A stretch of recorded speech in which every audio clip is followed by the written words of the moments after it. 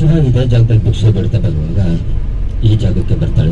ಈ ಪಾರ್ವತಿ ಮಾರುವೇಷದಲ್ಲಿ ಇದ್ದಿದ್ದು ಅವನಿಗೆ ಗೊತ್ತಾಗೋದಿಲ್ಲ. ಇದೇ ಜಾಗದಿಂದ ಪಾರ್ವತಿ ಹತ್ರನು ಭಿಕ್ಷೆಯನ್ನು ಬಿಡ್ತಾಳೆ. ಪಾರ್ವತಿ ಭಿಕ್ಷೆಯನ್ನ ಹಾಕಿದಾಗ ಆ ಕಪಾಲ ತುಂಬೋಗುತ್ತೆ. ತುಂಬೋದ್ಮೇಲೆ ಆ ಕಪಾಲ ಕೆಳಗಡೆ ಬಿಟ್ಟು ಹೋಗುತ್ತೆ.